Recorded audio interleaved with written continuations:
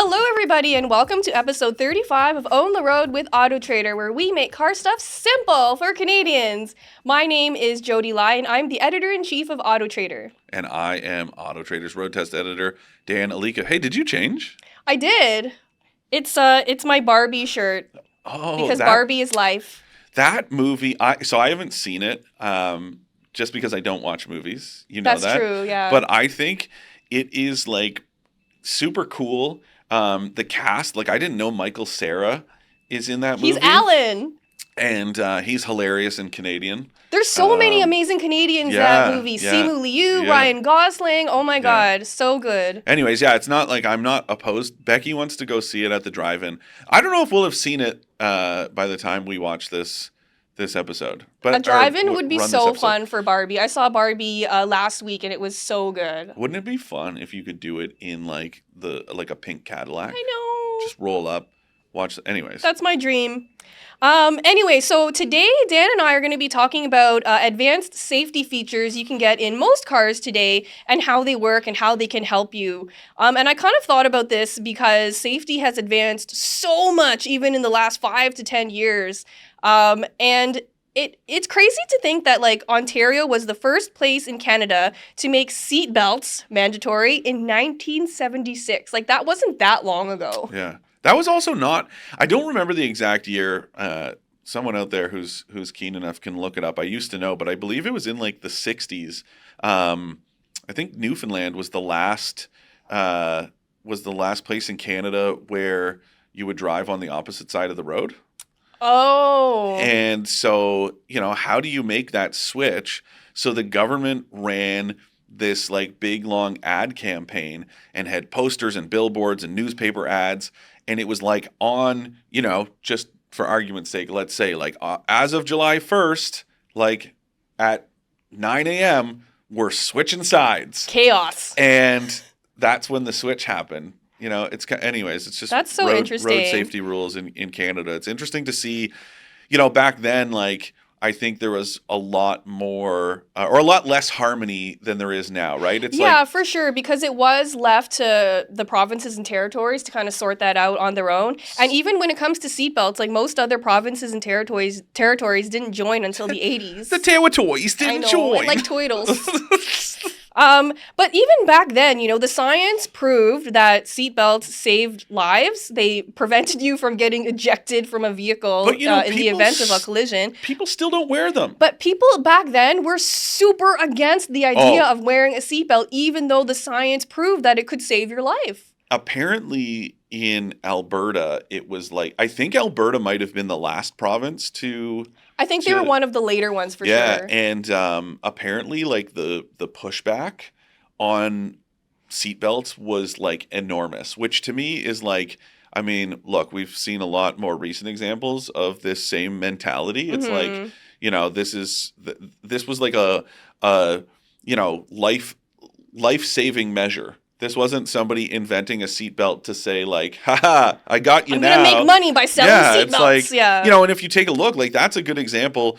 Volvo, made it an open patent.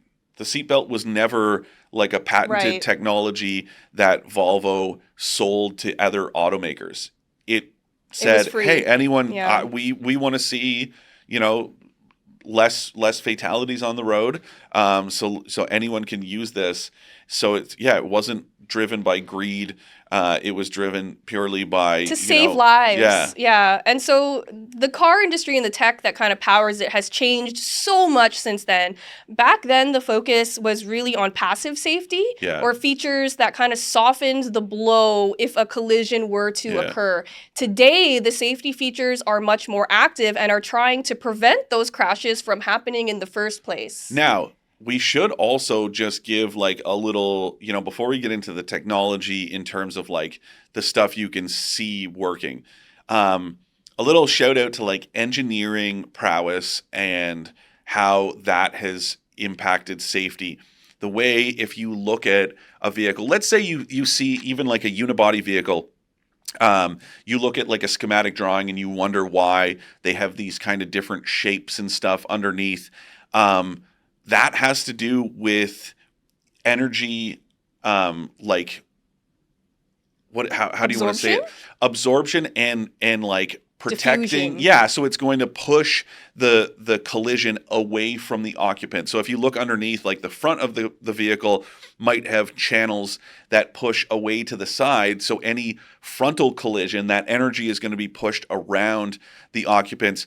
Subaru was really cool with that breakaway drivetrain. So obviously, the engine has to get power to the wheels somehow, especially in an all-wheel drive vehicle. The steering shaft, like the steering column as well, all of that stuff is designed to break away and down towards the ground when a collision happens. Wow, am I boring you? You're just over here typing away. No, I just remembered something I wanted to talk about later. Anyways, I love that stuff. That's, what you would call passive safety, but I also think it doesn't get enough, kind of credit and celebration. Absolutely. That stuff is protecting us and we don't even know it. There's so many important features like that. Like there's a whole bunch of airbag tech that, is new and nobody talks about it because it's not like a sexy techie thing. Oh, that like Honda's It's like donut. a big baseball mitt that catches your head in the event of a collision. And there's so many cool innovations happening in that space. That's not what we're going to be talking about today, but I do think that we should do those features justice and talk about them on another episode for sure.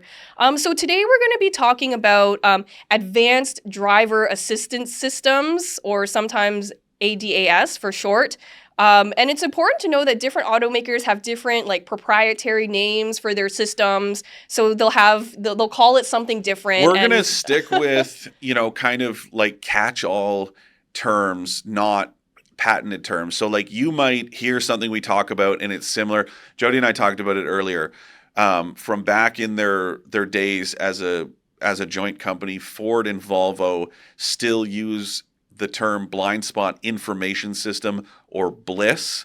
The more generic one is blind spot monitoring. Yeah. That just, like, to me, that makes sense. I don't want to get into these, bizarre terms that are specific to certain brands. No, we're going to be using very general terms for everything. So when you're doing your research, just keep that in mind that it might be called something else. Yeah, but this is like kind of motivated by the idea that, we get a lot of questions. I know that it's one of the areas that, owners often struggle with in the first, that first 30 to 90 day period of vehicle ownership. It can be overwhelming. We just want to break it down, let you guys know kind of the kind of Coles Notes version, how these systems work, why you should often leave them on, when you should or can turn them off, and also make sure that if they don't default back on, that you turn them back on. I know a story of someone who got into a collision because they had shut off their forward collision warning, and it's not a guarantee that it would have prevented the crash from happening, but sometimes those systems are referred to as collision mitigation braking because it'll preemptively apply the brakes in order to lessen the blow of that collision. So that's the sort of stuff that you want to make sure. Often these systems will default back to on. Sometimes they don't, so you should just be aware of that. Yeah, so before we get into all the nitty-gritty, the biggest thing that I wanted to point out about these systems is that they are designed to assist a driver, not to replace a driver's attention or responsibility. Yeah. So even if you have all of these safety features as an extra added safety step to kind of like, save your butt, you should never be relying on these systems. Yeah, absolutely. Okay? Even like, Ford's Blue Cruise and GM Super Cruise, these like semi-autonomous hands-free highway driving technologies, that doesn't mean like pick up a magazine or your phone and start taking a look. Like, you still need to be paying attention, and trust me, I've used these. And you have to also think, it's not you. This is what I say no matter what the situation is. Us talking about this sort of stuff or talking about road safety, you could be the greatest driver in the world.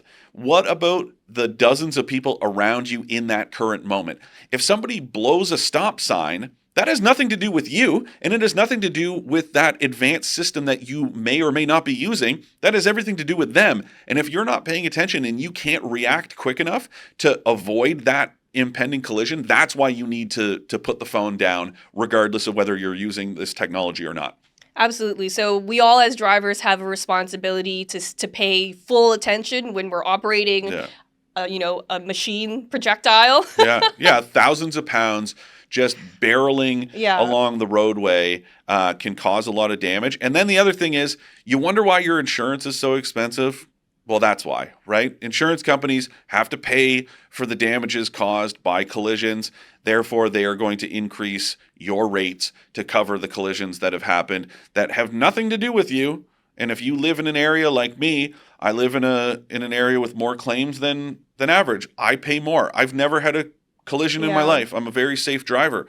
Doesn't change anything because other people are getting into crashes, and it could happen to me, even though I'm a safe driver And and I it don't look wouldn't at be my your phone. fault most of the time. Sometimes it happens, right? So that's Yeah. what I'm saying. Pay attention, put the phone down, use these systems, like Jodi said, to assist you not to take control. This is not a Absolutely. Jesus take the wheel moment.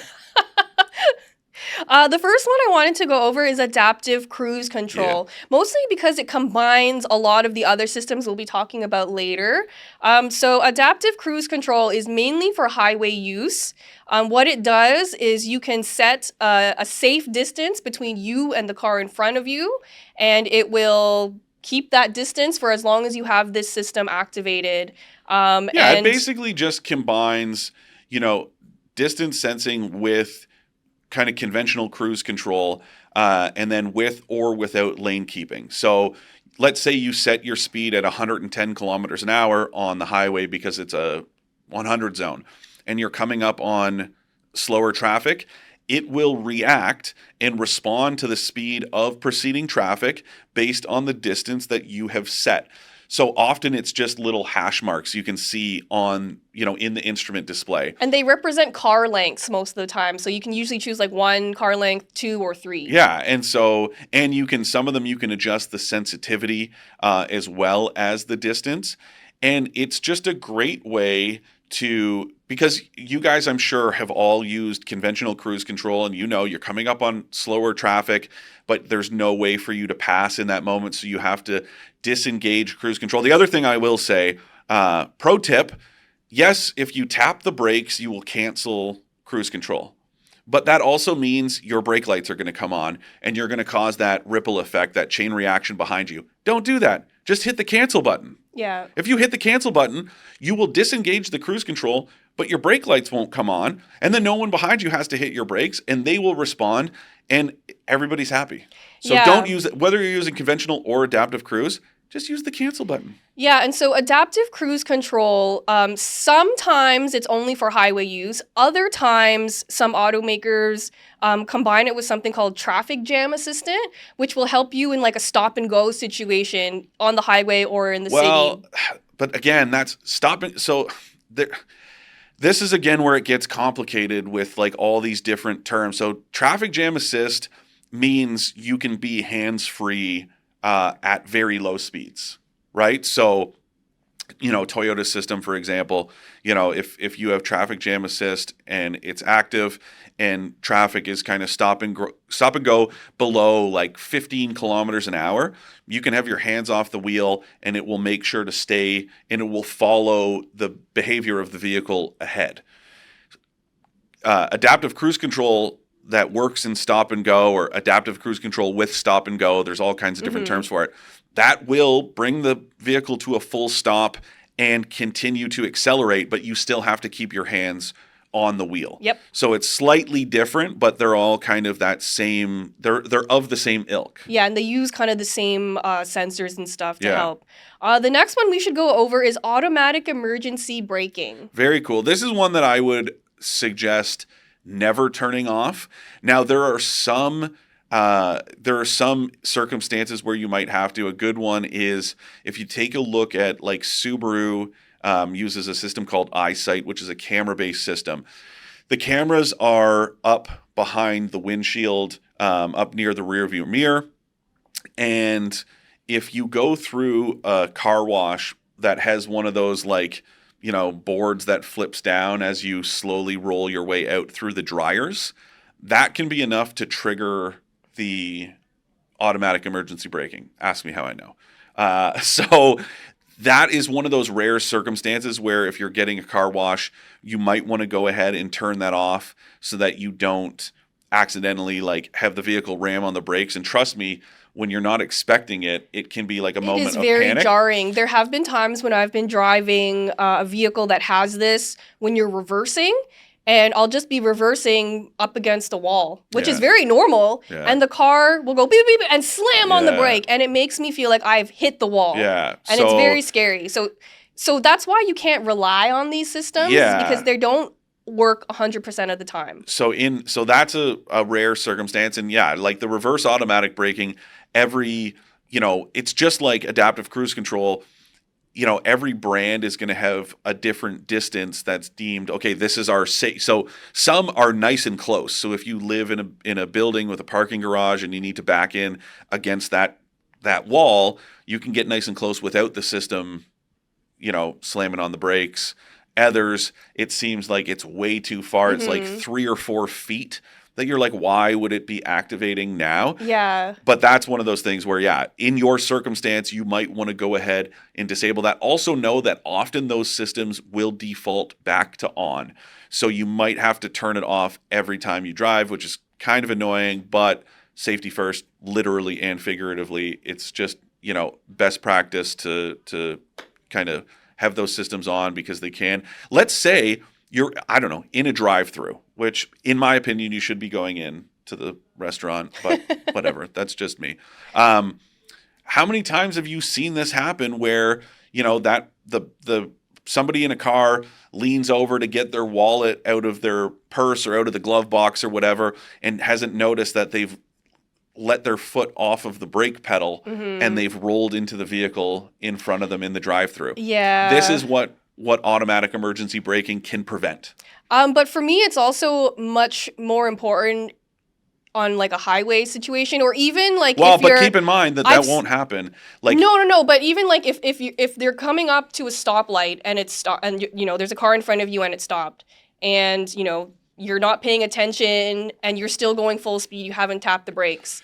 What these systems will do sometimes is they'll warn you to brake, and if you don't do it fast enough, they will help you brake. Some cars will assist the braking so that the impact isn't as bad. Other cars will try to stop you from getting into that crash in the first place. But it is really important to understand how that system in your particular car works, because they all work differently. Well, and the other big one, to me, the most important one is that often the speed range is different. So like even coming down from, let's say, 60 kilometers an hour, some, especially older systems, won't work at that speed. So some of them are kind of city speed, so like 50 and lower. So if you're coming up on a stopped vehicle, even though you've got automatic emergency braking, it might not work. So the point being, open your owner's manual, get familiar with the systems, but we just want to give you guys sort of an overview, broad strokes of how they work and why you should leave them on. Same with lane keep assist. Now, these are, so there can be lane departure warning, which exists in a lot of vehicles.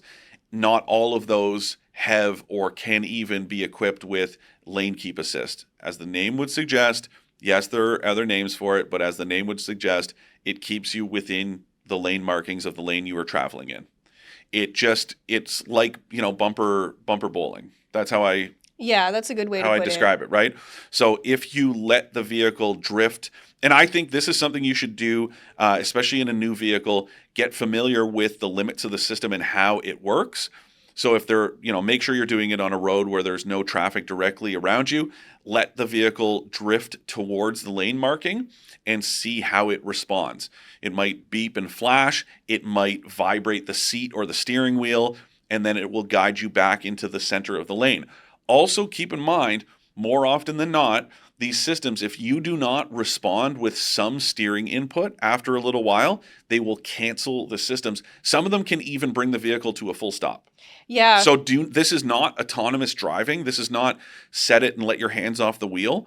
This is lane keeping, but you still have to be actively involved in the process of steering and driving in direction of travel. Yeah, and so some cars use that to kind of monitor if a driver is incapacitated or not, Yes. right? So if it's warning you that there's danger and you're not responding, some vehicles will bring the car to a stop, put the flashers on, call the emergency services, very because it might cool. mean you could be passed out and Yeah. like not able to drive, Yeah. right?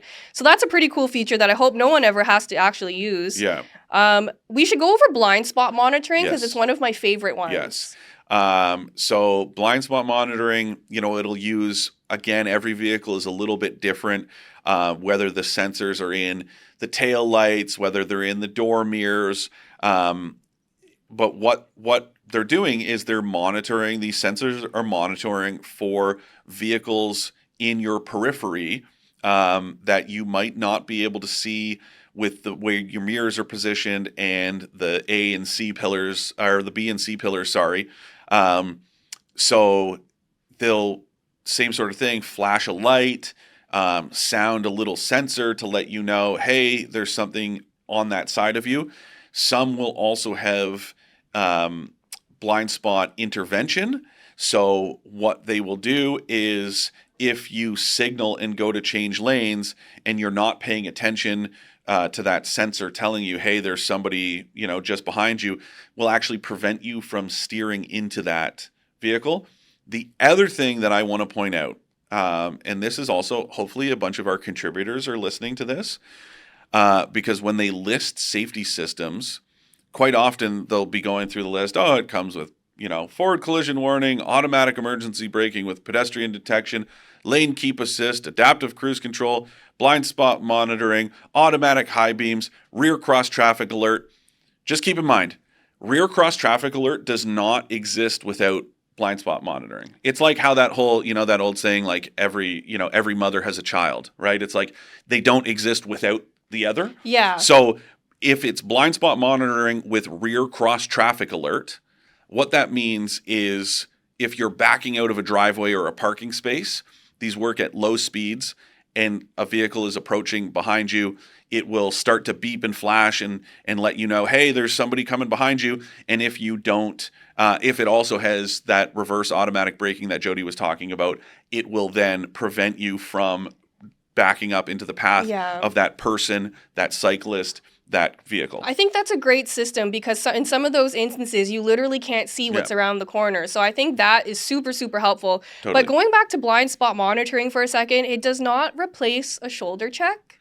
Yes. It is there as a last resort, as like a final check to make sure it's safe. Use your mirrors. You should constantly be checking your mirrors. You should be aware of your surroundings. And I get it. We all have moments where we're kind of cruising along mindlessly. But those are huge. That's a big cause of collisions where you're not really paying attention. You drift or you go to change lanes because you're sick of that person going slow in front of you, but you haven't noticed that person that's approaching from your left. So yeah, just be aware of what's going on. But blind spot monitoring to me is probably the one that, another one of those ones that you should keep on all the time, and that's severely underrated because what's the harm in leaving it on? If you're shutting it off, like I just don't understand why you would ever have a circumstance where you would turn that off. No, I feel like to me that's one of the ones that has been the most helpful. Yeah. But yeah, another one that I wanted to go over is rear seat monitoring. And so this is like a relatively new one, and it's kind of improved. So previously, certain cars would pay attention to if you've opened the rear doors or not, and will warn you when you turn off the car, to check in the rear seat because every summer, unfortunately, like young kids end up dying because their parents have forgotten them in the car, and it gets so hot. And so this feature is designed to prevent that from happening. Yeah. So it can be open the door. It can be just weight. like a seatbelt sensor. It can be if there's weight. So sometimes it's happened to me where, I don't know, I get groceries and I put the grocery bags on the back seat and the vehicle will tell me it will activate the rear seat reminder because it detects that as a person, which is great. It's better safe than sorry. For me, as somebody who doesn't, have kids and I don't have a dog, I wouldn't be putting any living being in the back seat. I often turn that off. But yeah, if you have kids And every parent says, oh, that wouldn't happen to me. You just never know, and it is a great technology. Just like the I don't remember what, like Jaguar Land Rover has it, Hyundai has it, but the rear door Safe exit safe assist? exit assist. That's it. So it uses technology where it uses the blind spot monitoring technology, and if you go to open, or your passenger, your kid in the back seat goes to open the back door and there's a car approaching from behind or a cyclist, it will, same thing, it will warn you, it will flash, and some of them can prevent the doors from opening so that they don't continue to open that door into approaching really traffic. great feature. Yeah. And some of the rear seat monitoring systems, like some of the newer ones, also use like ultrasonic sensors. Yeah. So I think Genesis does this, where it can sense if there is a baby sleeping back there. Crazy. Which is amazing. And Yeah. and can you imagine if you forgot, like if you were in a rush and then your car was like, hey, there's a baby back Yeah. there, I would be so grateful. So it's a great feature. And that's something that you're seeing more with EVs, because, there are these tech showcases where I don't remember what vehicle it was, but something that I was checking out recently that can, not only does it have that rear occupant alert, but it will keep the climate control system running if it knows that there's an occupant, including a pet. Yes. Because it's using those sensors and it's noticing a living being is still in the vehicle. It will keep the climate control system running, and it will send you an alert on your companion app to say, hey, you forgot Rover. Amazing. It's super. Yeah. I don't know why you would name your kid Rover, but anyways. The other one so here's one that I do often turn off because I find it's not quite as helpful as maybe it could or should be. Automatic high beams. Okay. So this is a good technology because, on one hand, how many times are you driving, especially on a country road at night, and somebody's driving towards you and they blind you because they haven't turned their high beams off? But I find the automatic ones, more often than not, don't react quickly enough. So those are using the sensors, usually like a camera, a stereoscopic camera or whatever. And it's like, oh, there are headlights coming towards me. I will turn the high beams off so you don't have to do it. But I just find that the systems don't work as well as they should. But it is handy to have because we've all been guilty, and that person coming towards you starts flashing their high beams at you because you haven't turned yours off.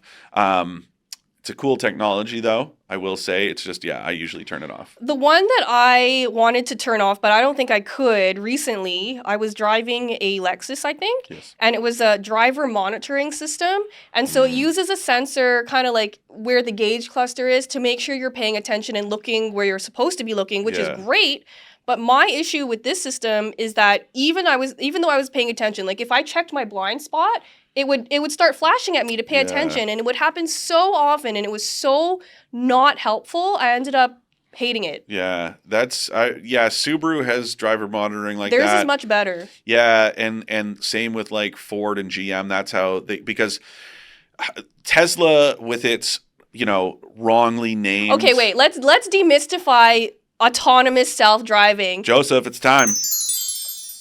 So all of these technologies are semi-autonomous.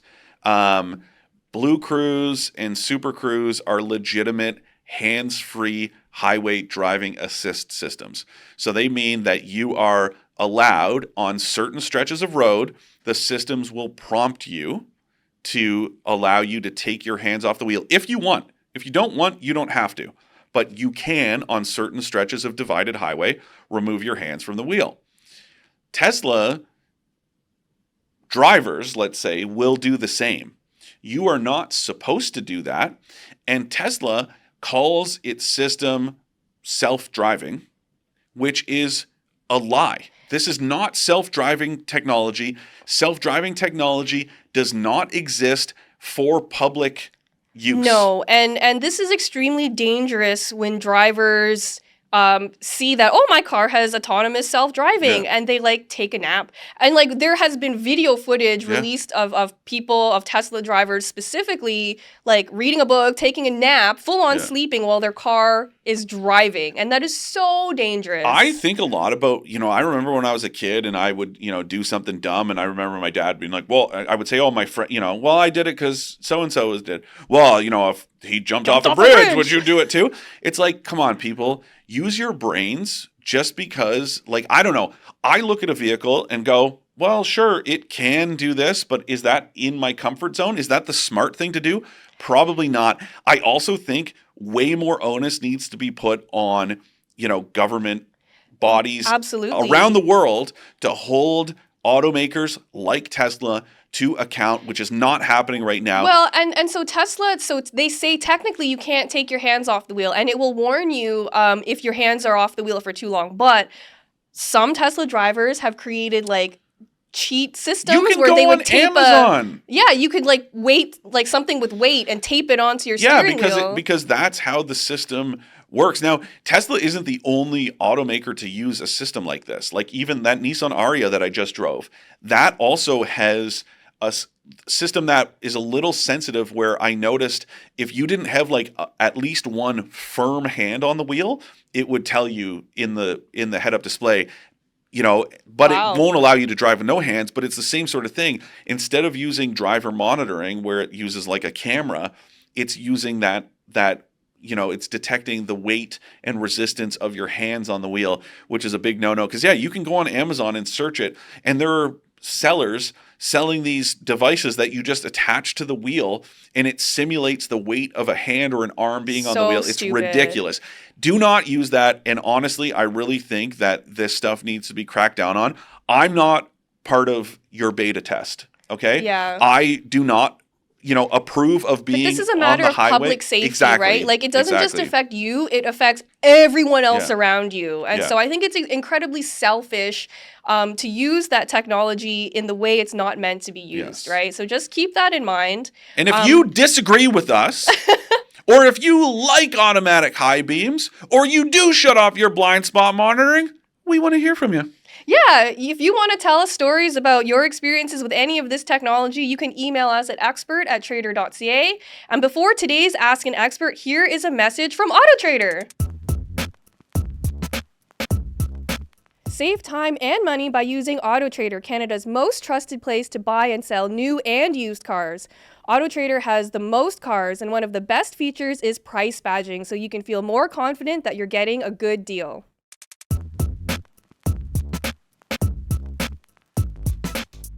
Today's Ask an Expert comes from Jim. Sup, Jim? Hi, is the Honda Hybrid a good buy? It uses brakes to charge the battery. So that's a great question. So all hybrids do this. It's not just Honda. Also, wait, let's demystify. Oh, Joseph, another opportunity. So, they do not use the brakes.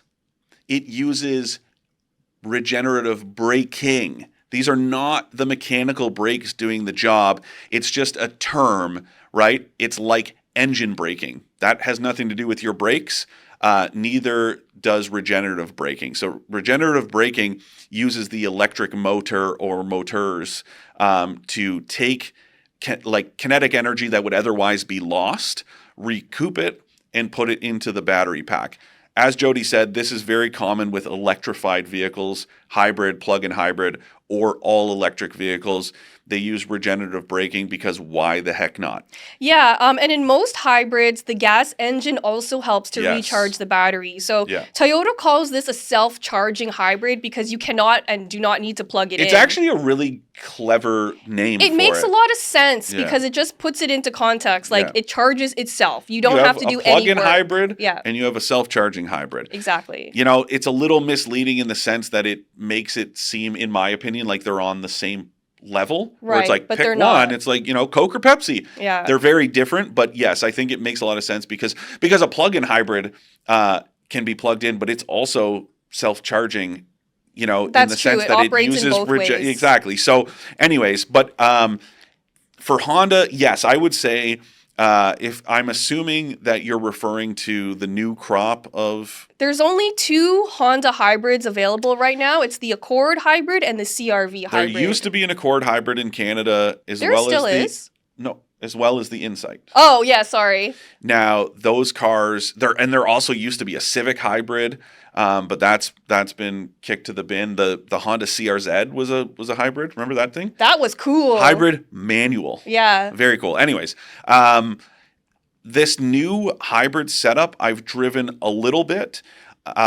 It's pretty good. And yeah, I would say that they're good cars. I really like them both. The only thing is that they're both a little bit on the expensive side. So if Yeah. you're shopping for a hybrid in general, I would check out offerings from Toyota, but also Kia and Hyundai. They're all a little bit more affordable than what Honda has But mostly going on Toyota. right now. Toyota's so tough to beat for hybrids because they have been doing it for such a long time Yeah. and they have such a proven track record Yeah. and they're super efficient. So Yes. it's really hard to go wrong with a Toyota hybrid. Yeah. But thank you, Jim, for your question. If anyone has other questions for Dan or I, you can email us at expert@trader.ca. Thank you for tuning into this episode. Drive safe, and we'll see you next time. Peace.